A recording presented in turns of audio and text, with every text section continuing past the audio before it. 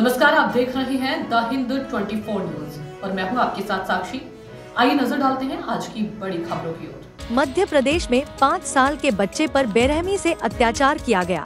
फिर double engine प्रशासन, जहां बलात्कार के लगभग 5000 मामले लंबित हैं, जहां बंगाल की राज्य सरकार ने अपराजिता बिल पारित कर दिया है, वहीं केंद्र सरकार इस बिल को कानून क्यों नहीं बना रही है?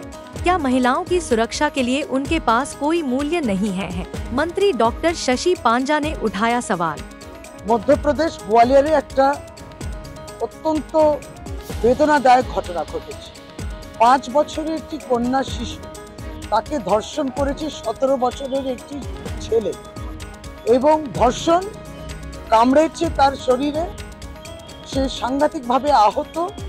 শুধু তাই নয়, তার মাথাটা নিয়ে দেয়ালে বারবার করে আহত করেছে তাকে।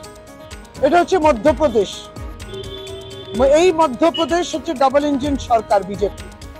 5000-এরও বেশি কেস ওখানে বিচারের ব্যবস্থার অপেক্ষায় রয়েছে, বিচারাধীন।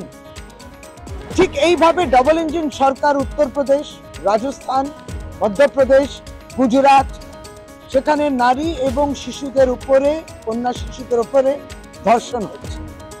তা মোদিজি, আপনি এখন চুপ কেন? আপনি কবে জাগবেন? মধ্যপ্রদেশে মুখ্যমন্ত্রী কে? মোহন যাদব, বিজেপির মুখ্যমন্ত্রী। সে তো মধ্যপ্রদেশকে তো একটা ধর্ষণের স্বর্গরাজ করে দিয়েছে। এই দৃষ্টান্ত শাস্তি দেওয়ার জন্য পশ্চিম বাংলায় অপরাজিতা বিল হয়েছে। সেই বিলটা আইন কেন্দ্রীয় সরকার অনুমোদন দিচ্ছে না কেন?